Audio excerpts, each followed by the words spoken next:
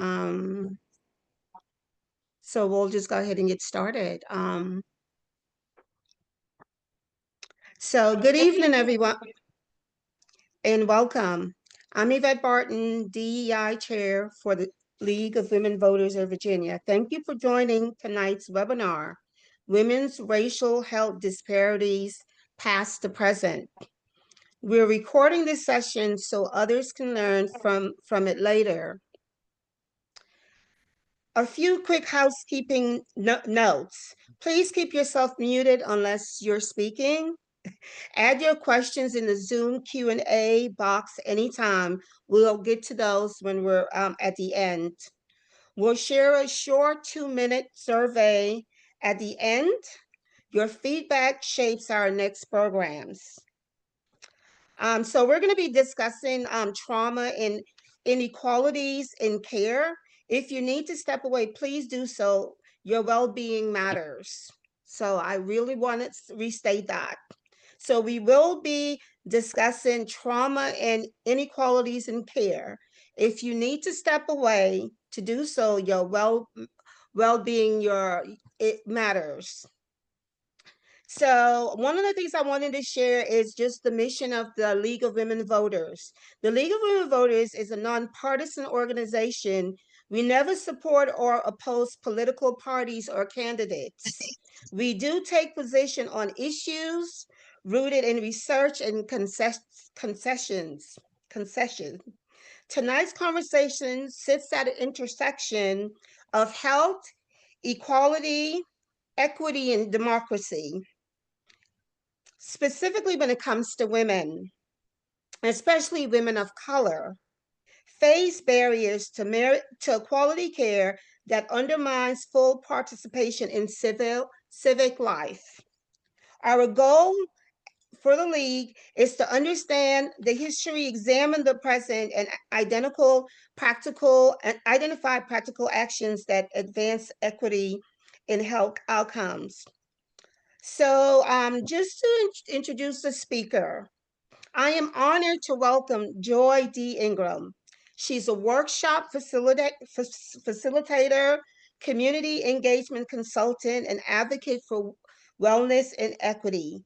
Joy has more than a decade of experience in domestic and sexual violence prevention. She served as a director of community engagement at New Direction Center here in Stanton, Virginia, and currently facilitates National Training Initiative with RAFT, and that's located in Woodlands, Texas. Through her Love and Joy consulting, she leads workshops across the country on self-care, community wellness, cultural humility, healthy sexuality, and advocacy. Please join us right now in welcoming Joy Ingraham. So Joy, the floor is yours. Thank you. Thank you. Good evening, everyone, and I'm glad to be here to talk about health disparities in Black women. I'm very passionate about learning more about health and wellness and passing that information along to others once I get it. Health and wellness is a topic that is very important to me in my life, possibly because I've seen so many health issues amongst my family, my friends, and myself. And I think it's important that we be able to identify the root causes of a lot of these disparities and also to be able to educate ourselves on ways that we can um, improve our health, whether it be on a policy level with government entities, but also down to a personal level with the things that we do as individuals to improve our health.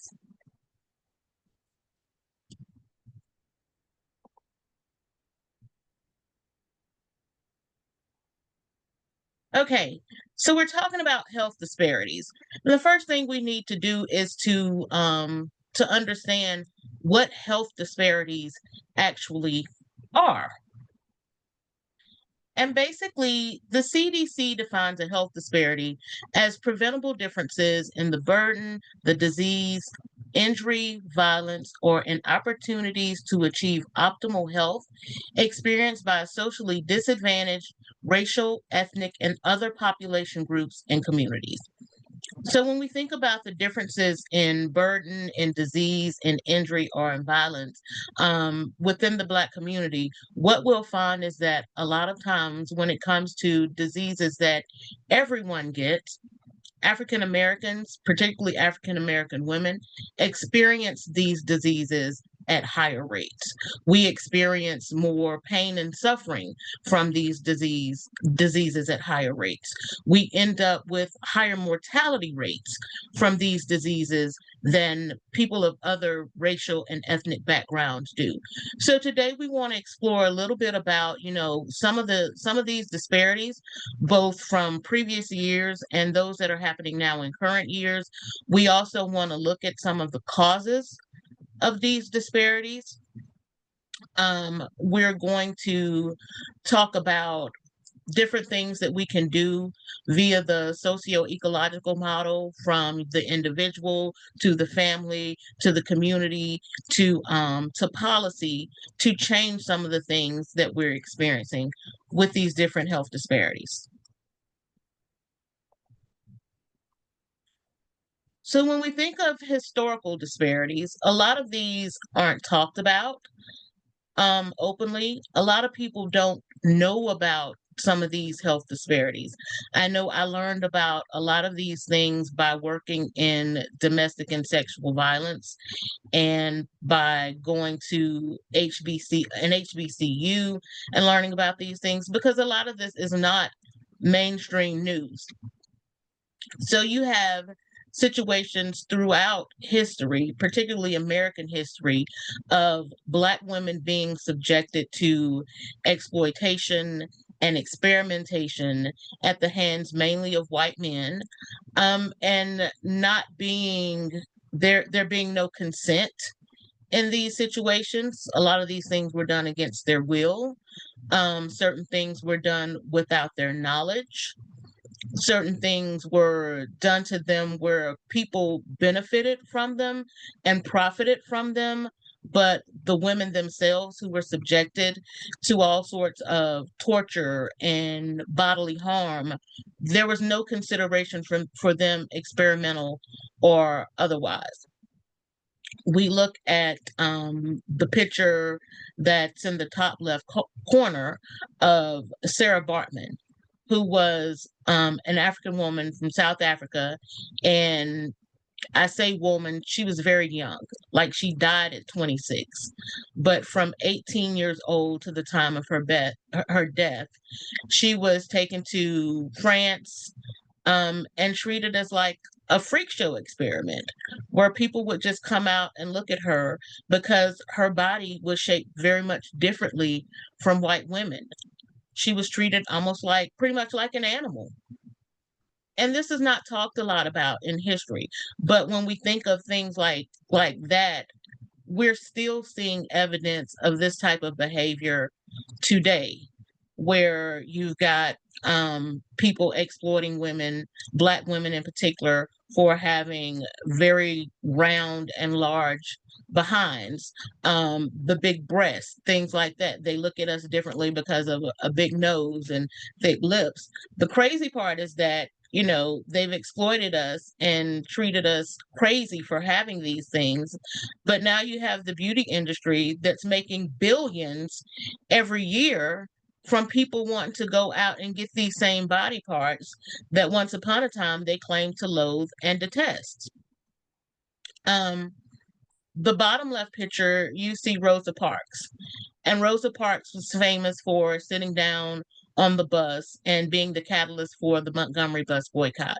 But before that started, Rosa Parks worked with the NAACP, and Rosa Parks was also a rape victim. And a lot of people don't talk about that. But that, and fighting for women's rights and fighting for her own health and recovering of that, was a catalyst to get her started with working with the NAACP and working for civil rights. next to Rosa Parks, we see Sally Hemings. And I remember when I was first told about Sally Hemings, people tried to romanticize it. Oh, she was Thomas Jefferson's mistress and he loved her. She was Thomas Jefferson's slave. She was enslaved by him. She gave birth to 6 of his children, who later gained their freedom. However, she didn't gain hers. If he loved her so much, he would have set her free. And she couldn't have been a willing participant because as a slave, she didn't have the right to tell him no. So if I can't tell you no, then yes is the only option, whether I really want to do it or not. The crazy part is that hundreds of years later, we're still having issues around consent and what it is and what it's supposed to look like and what it even means. Next to Sally Hemings, we have Reese Taylor, a Black woman who lived in Alabama and was raped as well. She was gang raped. And her story is often not told about how she tried to fight to get the men who raped her prosecuted, how they offered her husband money to just leave them alone and let them go. Again, another example of the exploitation of Black women in a historical context. It happened then, and we still see similar things happening now. When you think about some of our more famous pedophiles and famous sexual offenders who have been on trial for subjecting Black women and women in general to unspeakable acts, and how a lot of times they get off with the slap on the wrist because they're men or because they are of a certain race and that gives them privilege, or because they are of a certain economic standard and that gives them power. Above Reese Taylor, we have Fannie Lou Hamer, who a lot of people know as a civil rights activist, which she was. She was also subjected to forced sterilization. And that's another issue that Black women have faced throughout history, particularly in this country, where we are told one thing and other things happen. I've heard of more recent situations as well where women go in to have a baby and they give birth, and then later the doctor tells them that they tied their tubes. The person didn't ask about a tubal ligation. They didn't request one. They didn't know anything about it, but it was done to them without their knowledge and therefore against their will. To the right of Miss Hamer, we see, I think this one is Anarcha. So there's a story of 3 women, Lucy, Betsy, and Anarcha, who were enslaved women, and used primarily for surgical experiments by Dr. What is his name? Marion Sims. He was seen as the father of modern day gynecology. And basically what he did with these women was he performed surgical experiments on them in an effort to perfect certain techniques. But a lot of times he performed these surgeries on them again against their will because they were technically his property and he could do with them what he wanted. But even worse than that, he would often perform these experiments without anesthesia. You're cutting and slicing into people and then sewing them up with no anesthesia. And then once he perfected the technique, he used the technique to help white women, but also with them having access to anesthesia. So yeah, there's a story of how at one point one of the women almost died because of the pain from the surgery, which makes sense. And the picture below her is just a monument to the women to represent the struggle that they went through, because again, these things were not recognized, they were not acknowledged, they got no credit. He was seen as the father of modern day gynecology and they were just some slaves. At points, their names weren't even mentioned. And then the final picture is a picture of Henrietta Lacks. Henrietta Lacks had surgery or had experiments done on her to find genes that help fight against cancer. Her genetics were collected, they're tested, they're used. People got rich off of them. She got nothing. For the longest time, she didn't even get credit for helping with these things. So what we see here is basically just a series of exploitations regarding the healthcare or the lack of healthcare for Black women throughout the history of the United States and beyond.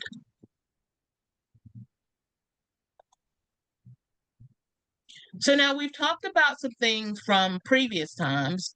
Now we're going to talk about more health disparities in the current situation in the United States. And whereas we're not still necessarily dealing with unethical lack of consent practices, and not that we know of a lot, although there are still some that are going on, we want to talk more about issues that we know are at the forefront, issues that we do have some control over, and the issues that are most prevalent to us today. And we'll learn that a lot of these things, a lot of these disparities, a lot of the issues with why we have such higher rates of a lot of these things than other people is rooted in the history of exploitation and disregard and harm from the medical system.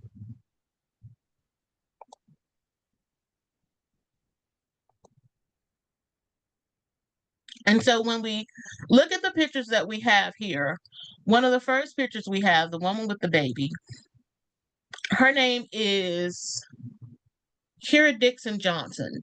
I almost totally lost her name there for a second. But she was a woman who died right after childbirth. She was giving birth to her second child via C-section, and she died. She died from a blood clot, a pulmonary embolism. And one of the things is that she didn't have to die. There were things that could have been done to save her life. And that's often the case. We find that a lot of times with healthcare and the health system, Black women aren't listened to. You know, our concerns are disregarded. When we say that we're in pain, sometimes we're looked at as drug seeking when we're not. A lot of people feel like we don't necessarily know what we're talking about. The doctor is the health expert. They know better than you do. Well, you know your body better than they do. And if you tell them you're in pain, and they should respect that and honor that and give you pain medicine. But her husband went on a crusade to Congress to talk more about improving the health care of women when they are giving birth, when they are pregnant, things like that to help maintain their lives. And the maternal mortality rate is 3 times higher for Black women than for other women. Why is that? The picture to the right of her is Sherri Shepherd. She's a famous comedian, actress, talk show host, and she's diabetic. And diabetic affects Black women at much higher rates than it does any other race. And it's not because it's not genetic. You'll find that a lot of these things that affect us, people think or want to assume are genetic. They're not. There are many issues that play into these things, and we can change a lot of them, but we have to be able to recognize what's going on and recognize the difference between the things that we can change and the things that we can't change, the things that we need help with changing. So Sherri Shepherd is currently living with type 2 diabetes. Most of the Black people who have diabetes are type 2 diabetics. There are still a lot of type 1 diabetics. That number is growing. It was previously seen as a childhood disease, but now we're seeing more and more adults with the onset of type 1 diabetes. Both are harmful, both can be deadly, both are important to study, but also it's important to know the difference between the two. because they're both labeled as diabetes, but they are two very different diseases. Next to Miss Shepherd, we see Ananda Lewis, who was a prominent figure on MTV. And Ananda Lewis recently passed away at the age of 52 from breast cancer. Breast cancer is another disease that astronomically affects Black women in different ways, or more so than it does women of other ethnicities.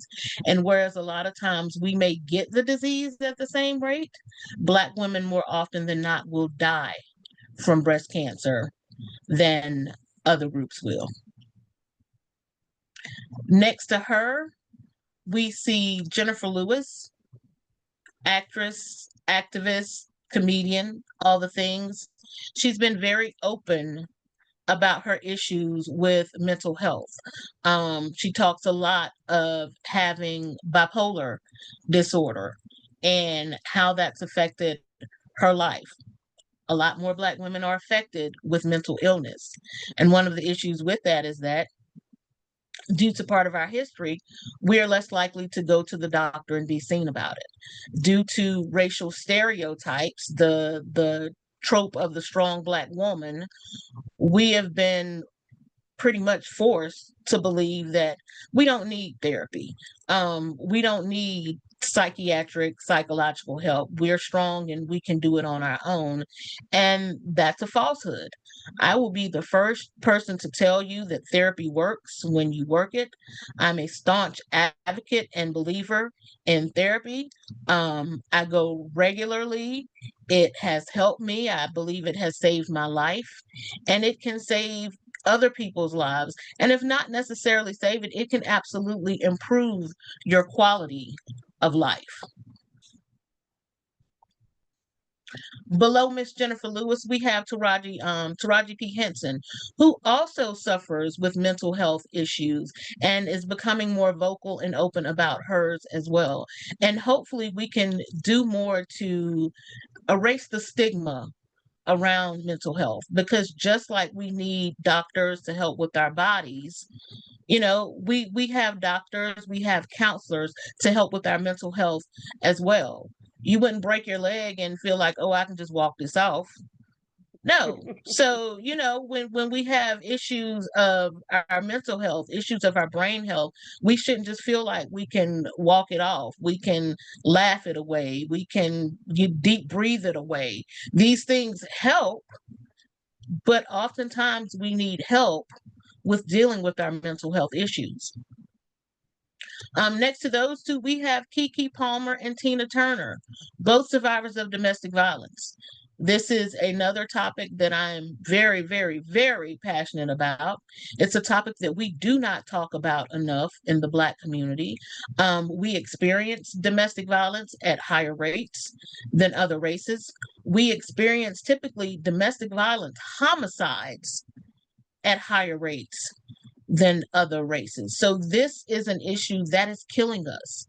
And we've got to learn to talk about it. We've got to learn to be more open about it and have conversations about it and learn what it is. And that's a really big problem, because a lot of people still think domestic violence is just the woman getting hit by the man. She's got a black eye, busted lip, that it's physical. It is so much more than physical violence. And oftentimes the mental, the psychological, the emotional, the financial abuse begins long before a fist is thrown.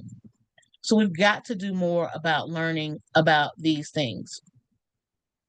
Circling back around through the bottom, we have Oprah Winfrey and Simone Biles, two of the greatest to ever do what they do.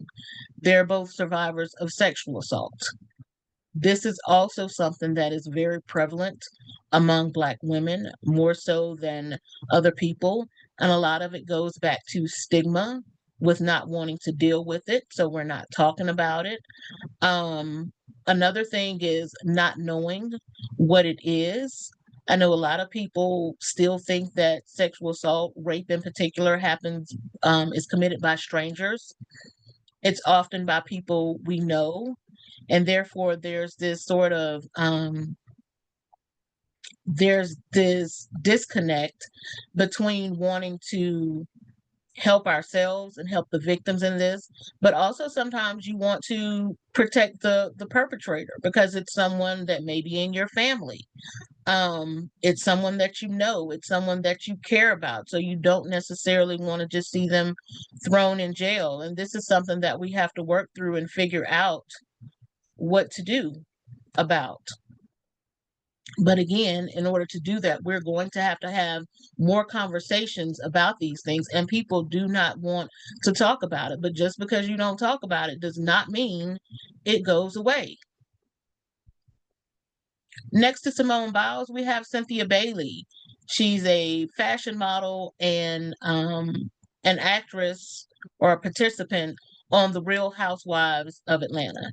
And Miss Bailey, for her shapeliness, has suffered with uterine fibroids for years. This is an issue that is more common in Black women. We suffer from fibroids at rates much higher than other people, even though a large majority of the female population will experience fibroids in her lifetime. Again, it's something that's not talked about. It's something that hasn't been studied very much. It's something that people don't know about. It has been normalized for years. People thought it was just a regular period. It's not. I remember being a teenager and going to a gynecologist and talking about my period and them saying that like you only lose like a couple of teaspoons of blood per day. And I was like, yeah, that's not what's going on in here. A cup maybe.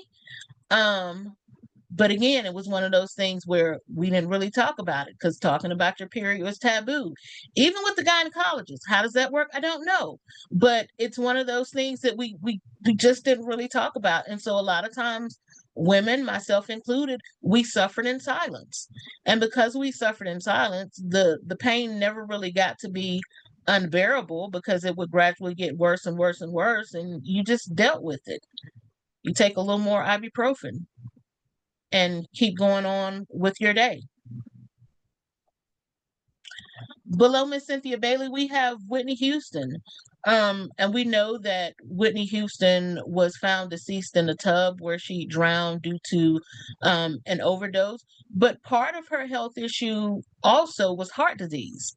She had atherosclerosis, and her cocaine addiction exacerbated the heart condition, which is also part of what led to her death. Um, Heart disease is the number one killer of people in America, period. But again, Black women are dying at higher rates from heart disease. Above Miss Houston, we have two pictures of the same person, Lizzo. And this picture represents obesity. It's estimated that about 60% of Black women are obese. It's something that we deal with, that we have gotten sort of comfortable in. And again, part of that is because a lot of times when we go to the doctor, we don't understand obesity. We don't necessarily understand its effects. We know that historically we've seen larger women and we're more comfortable with that. And a lot of times people don't explain the detriment of being obese. It's more of a shaming thing. So it's often not something that we feel we necessarily need to change. We get comfortable in it, but it can be deadly. It can lead to heart attacks. It can exacerbate strokes. It can add to complications with diabetes. They all sort of work in tandem with each other. So it's important that we learn about our size and take more care with being healthier at any weight. And the final set of pictures, again, it's two pictures of the same woman. Her name is Ray Lewis Thornton, and she was diagnosed with HIV in the 90s when it was still very, very, very scary a very scary disease. People didn't know anything about it. Since then, we've come a very long way. When she was diagnosed, she thought she was going to die within a few years, but 30 years later, she's still here. The crazy part, though, is that Black women account for the majority of new AIDS cases, even though we are one of the smallest percentages of the population.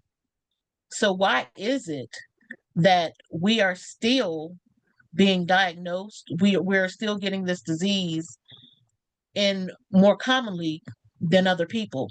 Why have we not learned how to prevent this in our communities? What are we doing wrong so that we are the main culprits of coming down with this disease? Because it used to be men. When it started, it was a gay man's disease, or at least that's what they thought.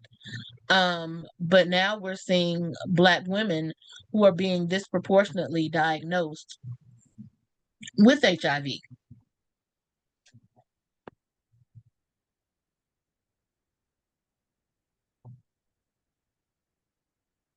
So, as I said, these things, a lot of times people think it's just a Black thing, it's genetic. It's not genetic. There are a lot of different issues, different factors that play into why there are so many health disparities in the Black community. And one of the top ones is racism. Because when you look at the history of this country, it wasn't designed to be kind to Black people. And when you look back at the history of healthcare and medicine in this country, Black people, Black women have been used as basically lab rats. We've been discarded. They get what they want from us and they discard us. We've been lied to about procedures.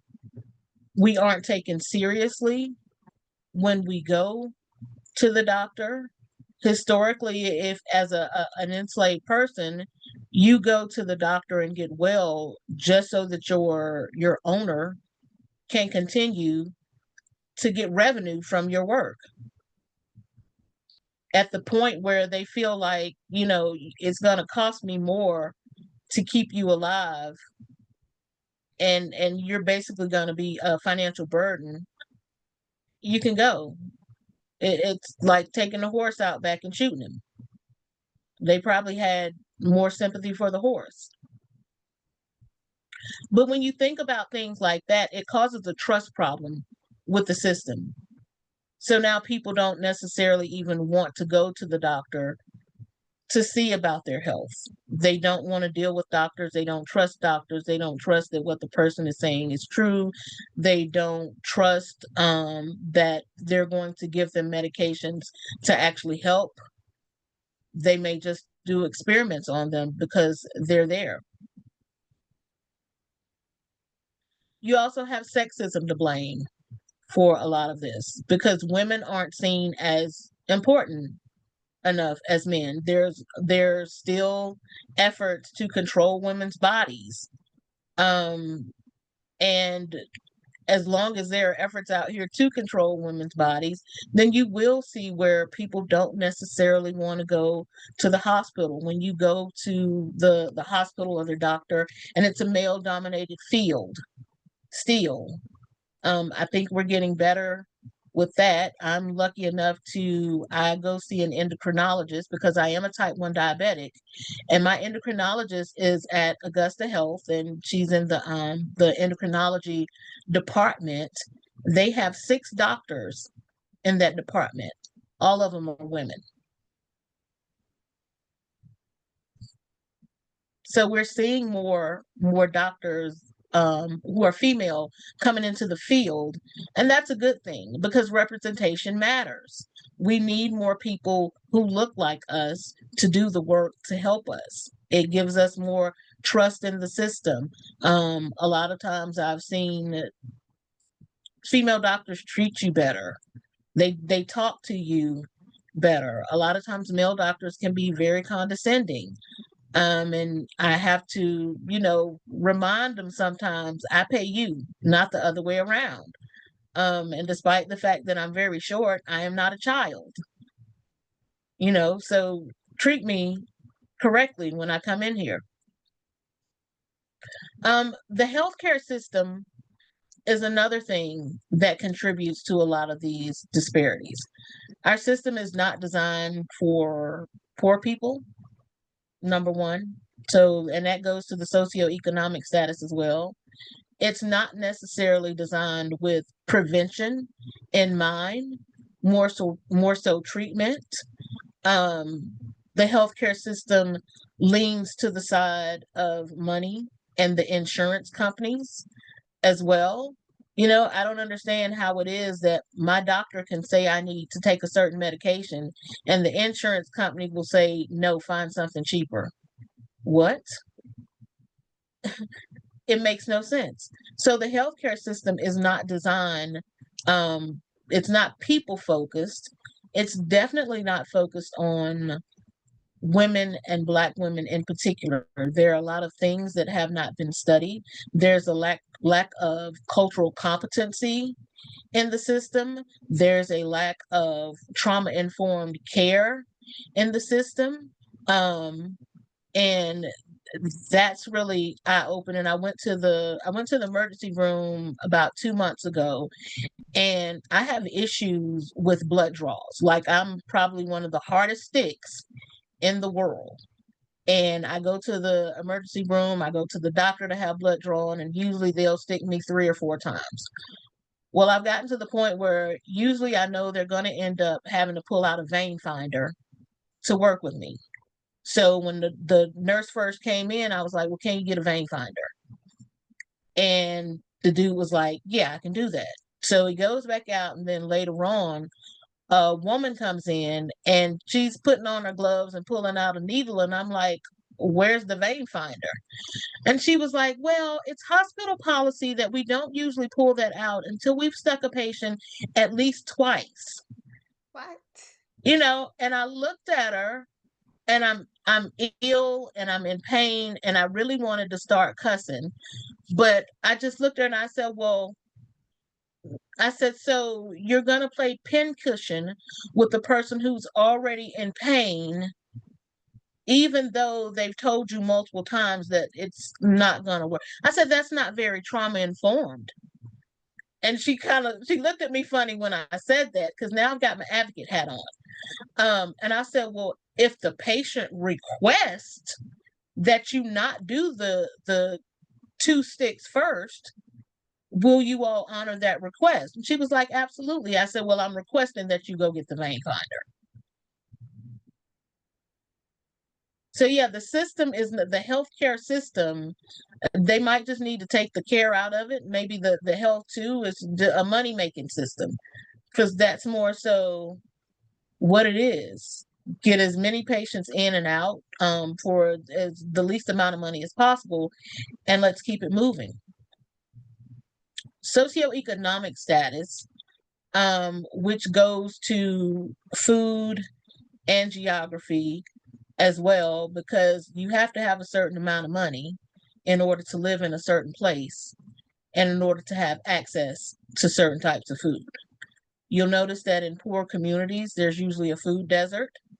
There aren't necessarily real grocery stores in poor communities. They have the smaller chain stores like a Dollar General or a Dollar Tree, which does not sell healthy food. You don't find fresh fruit and vegetables in the Dollar General and the Dollar Tree. You find a lot of canned goods, frozen goods that are technically cheap, but they're also loaded with sodium, loaded with fat, loaded with carbohydrates. Not healthy for anyone. Also, when you think about geography, in this history, there have been instances of going into certain parts and contaminating the land that people live on. You got companies who have dumped waste. put up power lines that have caused issues, all sorts of things. And they usually do it in the poor communities. You don't find folks that live in 8-bedroom mansions having to go and file class action lawsuits because someone contaminated their water with the processed chemicals that they were dumping. It's usually in poor areas because a lot of times they feel like they can get away with things like that. Also, with socioeconomic status, when you have poor people who are just trying to make ends meet, the last thing they want is a hospital bill. And so a lot of times they avoid going to the doctor for as long as possible because they want to avoid that bill. And usually what ends up happening is the situation gets worse and worse. And by the time they do go to the doctor, the bill is going to be higher and higher, or they get to a point where there's nothing that they can do, and something that was previously treatable has become a terminal illness. So these are all things that play into, why the disparities are so pronounced in our communities, because we don't want to go to the doctor due to historical atrocities that were performed against us. We don't trust the system. Many of us cannot afford to go to doctors on a regular basis and get things treated. And we'll see that with healthcare being not so affordable in many instances. And if you're not working a full-time job and they provide healthcare, and even in some of those instances, the healthcare still isn't that affordable. The food that we eat, cheap, processed, high fat, high sodium, high sugar food, is always less expensive than the healthier food. If you go to a McDonald's, the salad costs way more than the cheeseburger and the fries. If you go anywhere, healthy food is usually going to be more expensive than something processed that you can just toss in the cabinet or leave in the freezer. One thing too, disability status. That plays a lot into whether or not we're going to the doctor, because sometimes people with disabilities need help getting there, and they may not necessarily have the help that they need. Also, resources for people with disabilities is limited. It's really limited. I live in Stanton, where there's the Virginia School for the Deaf and the Blind, and so many places around here don't have real resources for people with visual impairment. How hard is it for you to get a Braille menu in your restaurant? So there are a lot of limitations in different things. Going back to geography, living in a rural community, it can be hard to get quality health care. If you need a specialist that's not at the local doctor's office or the hospital, you may have to drive an hour or two to get to that specialist. And not everyone here has a car. Even getting to the local hospital, some of these places are so far out, it would take them 45 minutes to get to the local hospital. In a time of crisis, that can be very problematic.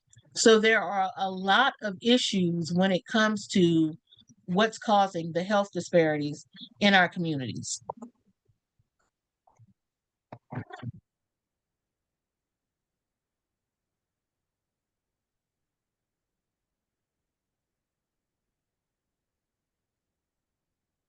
So now what can we do to diminish the disparities and to promote health equity?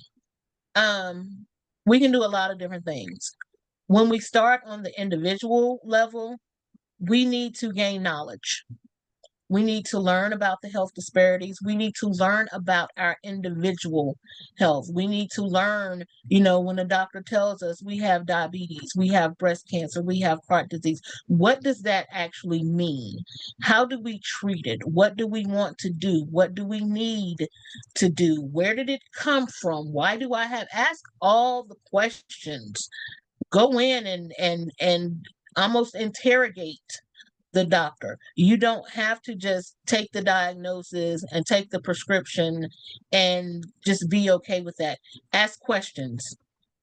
get to know your condition, get to know your disease, get to know yourself. A lot of us aren't self-aware when it comes to our health. Um, Things happen and we sort of gloss over it, but we need to know what our normal is so that when different things happen, we know that these things are not normal and we can act accordingly. For instance, if you're a person that doesn't get headaches and all of a sudden you look up and you've had 5 headaches in a week, that's not normal. And you should not brush that off. You need to talk to someone and see what those headaches are about. Maybe it's just the barometric pressure for that week. Maybe it's allergy season. Maybe you're stressed.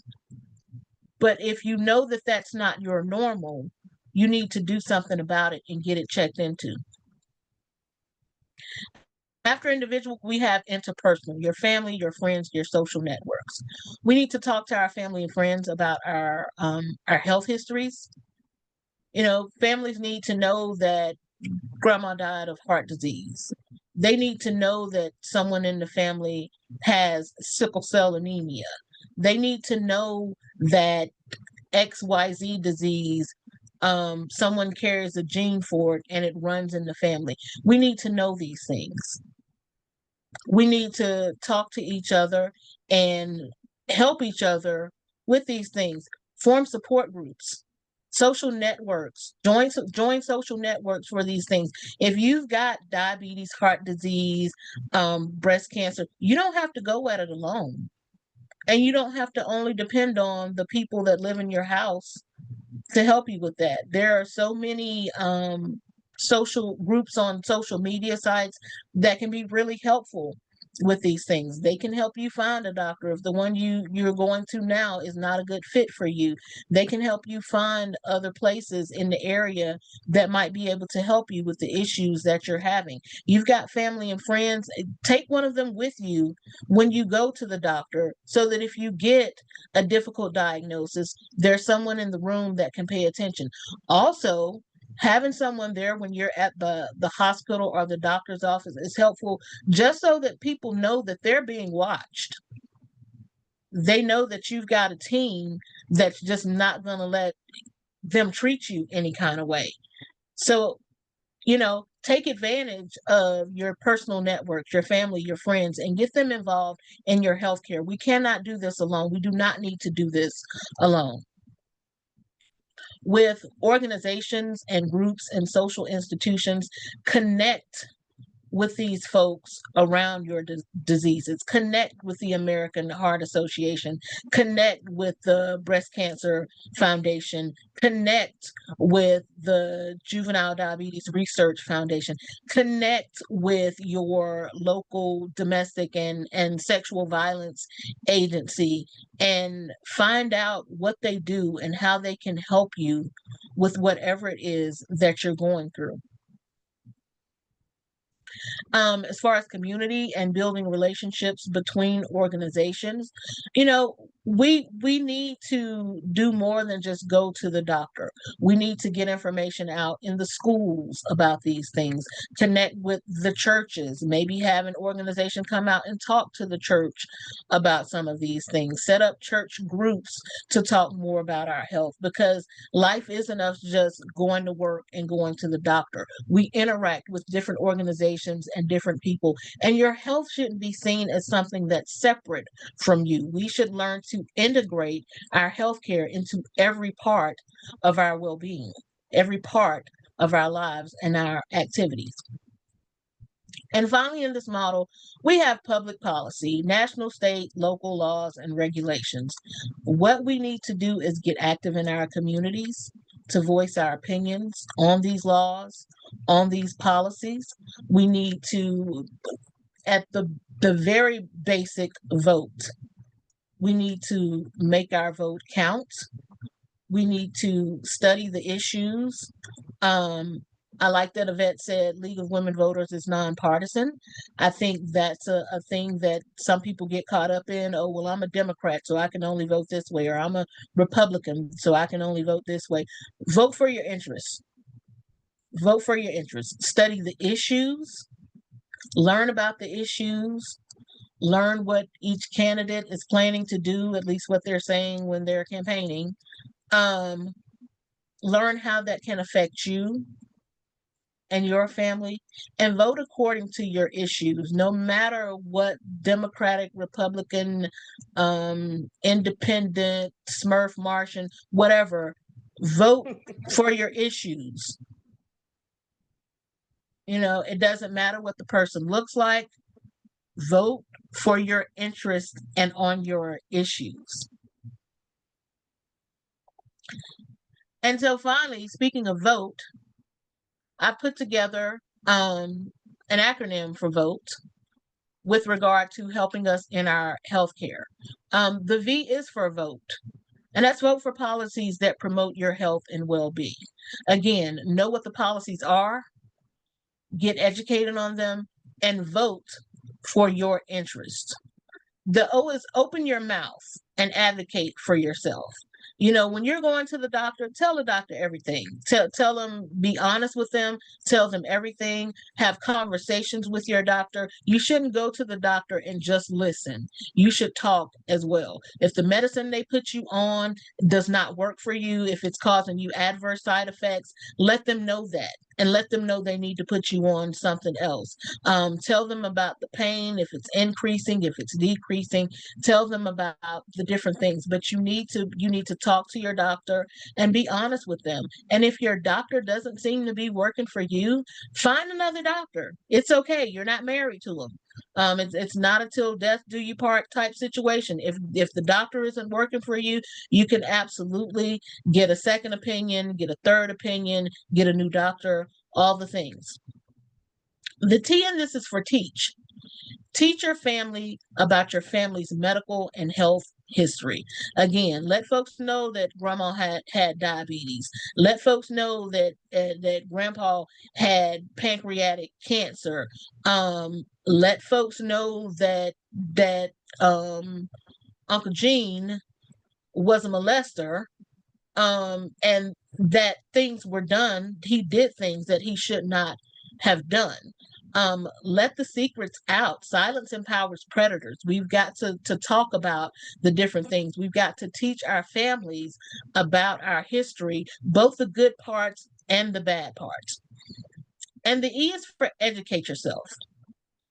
Educate yourself on your body. Become very self-aware about your body. Learn about different things. Learn about, like, when I think about my period, I could tell when my period was coming because I used to get cravings for sodas. The only time I wanted a cola was when my period was coming. But I had to learn to pay attention to my body to notice those things. I learned that there were different types of cramps that I would be having. I learned just a lot of different things just by paying attention to my body. And we have to pay attention to our body so that we can tell the doctors what's going on. Because going in and telling the doctor, I don't feel well, that's telling them nothing. They know absolutely nothing from that. But if you go in and tell them, I'm getting a tingling sensation in my fingers that radiates down my arm and up into my shoulders, and especially when I sleep on that particular side, and then they ask you, what kind of work do you do? And you tell them you wait tables and lift heavy trays, then they might know off the rip that's carpal tunnel syndrome and you need to put the tray down. But if you just go in and say my arm hurts, that tells them nothing. We've got to pay attention to our bodies. We've got to learn about our conditions so that we can talk about different things. A lot of times I go to my doctor and I walk in with a list of questions. And if it's a doctor that seems reluctant to answer your questions, you might want to find a new doctor. But we're going to have to educate ourselves, learn our bodies, learn our conditions, learn our communities, learn who can provide us with resources in the community. We're just going to have to educate ourselves. And hopefully, by doing this, we can start to see some of these disparities in our healthcare to diminish.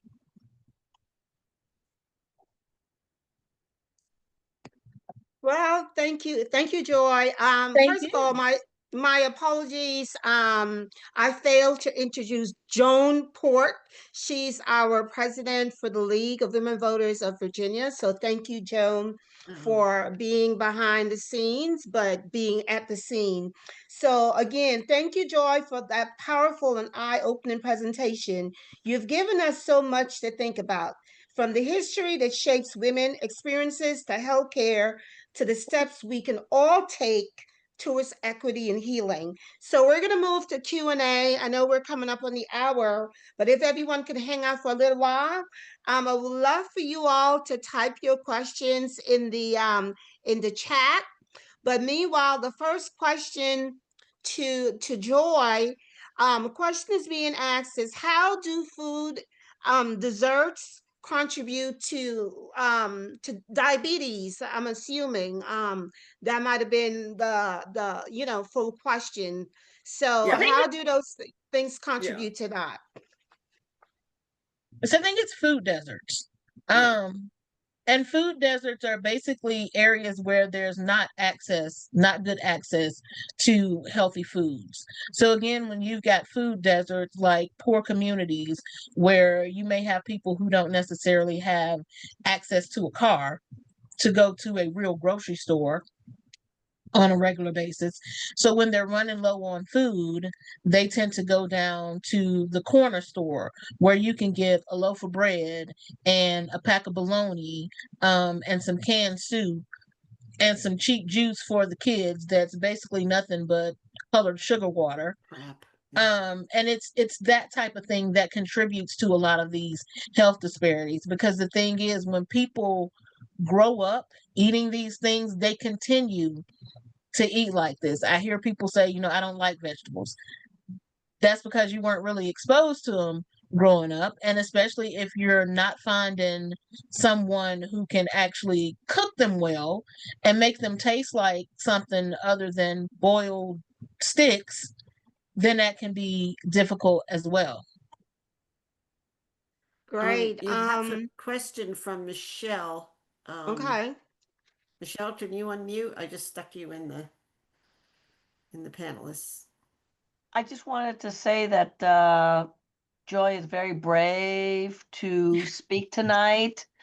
I think that, in 2025, that we still have these issues, regardless of race, color, or anything like that, that I just wanted to reach out and thank Joy for speaking about this, because I think it's very important that we learn about not only those of, whites or blacks or Latinos or Asians, that we're all the same. All us women deal with the same thing. And thank you for being here tonight. Thank you.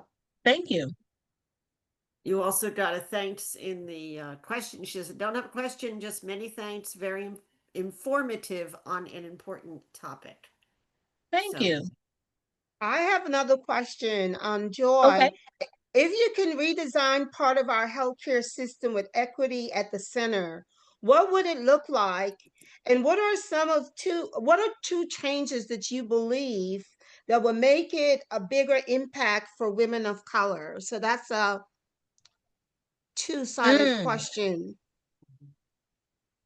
If I could change our healthcare system, um, I would,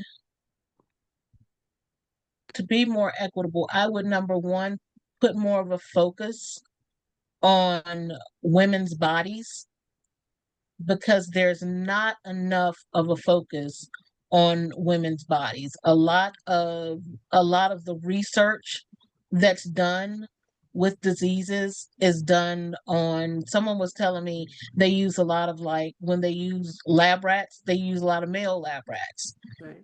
And it's like, do we not understand that female bodies are different? So that definitely with female bodies being studied more, and also just more focus on culture, because there are so many different things about different cultures. Like, you might tell someone from a culture that you need to do this, but it may be against their belief system to do Mhm. that. So they're not going to do it.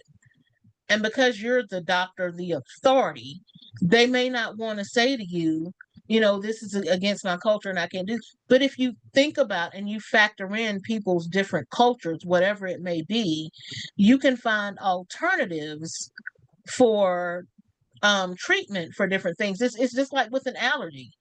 You tell somebody, you need to take morphine for this. I'm allergic to morphine. I can't take that. You find something else that they can take. And I think the same can be said about culture. And just thinking about like how different people react to different things. And where you talk about, I know there was an issue one time about people saying something about, well, if the person's lips turn blue, Black people's lips don't really turn blue like that. And this is something, if you're looking for the lips to turn blue and the lips aren't turning blue, you think we're okay and we just about dead. Redness to skin and things like that. Certain colors aren't going to turn that red. So it's more having more cultural competence with it and studying women's bodies more. One of the reasons that I know so much about women's bodies is because I took a class on biology of women. And it was a very in-depth class that talked about all of the different things with the reproductive system.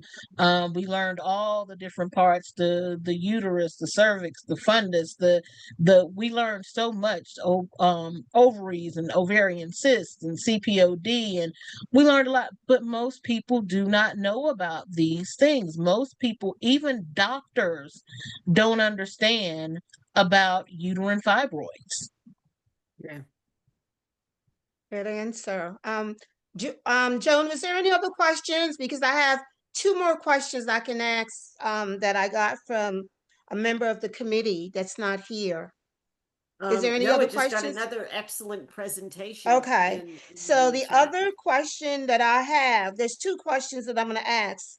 It says, why do women of color often feel the need to prepare for potential insults or be extra cautious about their appearance before medical visits? That's the first question. Interesting. History.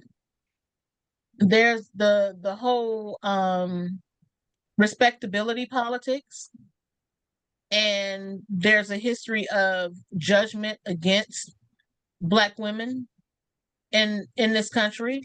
Judgment from things about, again, our appearance, our hair, our lips, our skin color, everything. There's a judgment there. So a lot of times people have felt the need to assimilate in certain ways, and a lot of times that means getting up and putting on your Sunday best to go to the doctor's office and making sure your hair is perfectly coiffed and all those things, whereas other people don't necessarily feel like that. The thing of always make sure you got on clean underwear just in case you got to go to the hospital.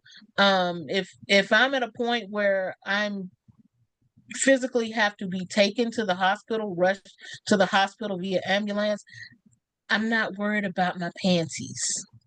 I'm worried about my life.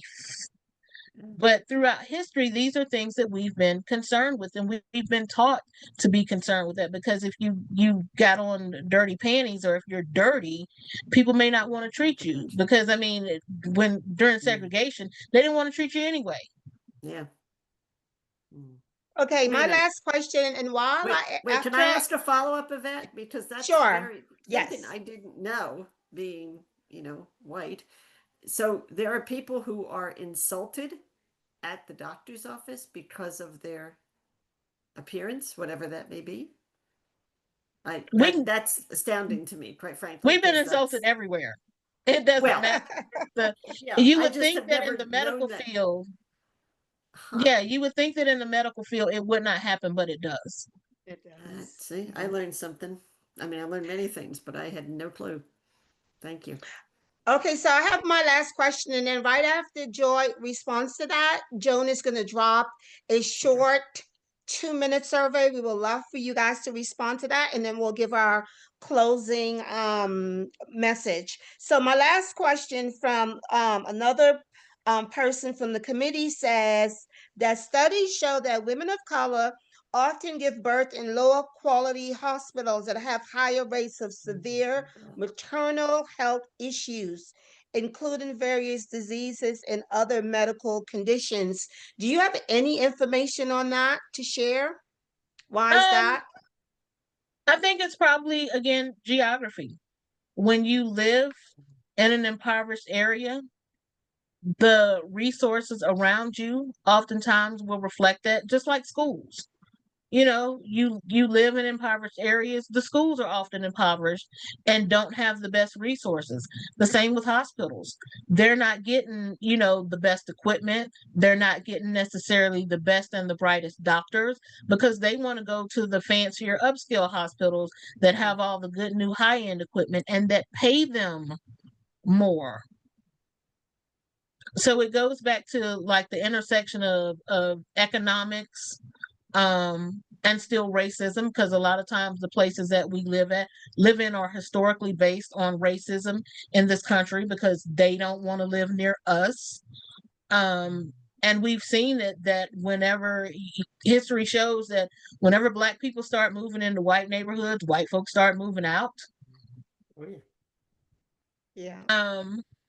So yeah, it's a socioeconomic thing, it's a racist thing, it's a thing that we've just got to learn to be more equitable across the board.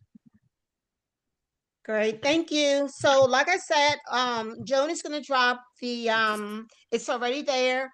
Take a couple of minutes. While you do that, I'll continue to talk a little bit about, we want to thank each and every person that was on here, and especially Joy. Thank you for such a phenomenal webinar and sharing some of your personal experiences. And of course, we will take the next steps. The call to action plans are: please share your nonpartisan election information with your friends and your family, because that's who we are as the league. We are nonpartisan. Push for people to go out and vote. The League of Women Voters, you can just Google vote411.org, and you can get in English or Spanish, and share those things with your networks. Let's stay connected with the League of Women Voters. And please, any thoughts that you guys have in terms of what we can do for our next webinar, we would love to hear that. And we want you to stay as our partners. For emotional support, the 988 Lifeline is available 24/7. We can email that to you if you guys are interested. But on behalf of the League of Women Voters of Virginia, thank you for spending your evening learning and building healthier communities together. We want to thank you, and hopefully everyone will take our surveys Hang and on. we will post it. It's not working. Hold on one It's not second. working. Yeah, let me try to pull it up again. For some reason, the one I Oh, it's not working. Sorry, No. the file you have requested does not exist. Let me see if I can pull it up on See if my you can pull it end. up. The link I have. Give me Let me 1 try second. again. Let me try again. There's always a monster in something. Yeah. Let's see here. We could always send it out after. Yeah. To everybody as well. Yeah, let's go ahead and do that. Because Yeah, we're past the hour. But we'll just once send it out. again, we'll send it out. And again, thank you, Joy. Thank you all for having me. Yes, your insights were great. And it's just a reminder of things that we all need to be doing together or independently. So good night, and thank you all. Good night. Thank you. Thank you. Bye-bye. Thank you.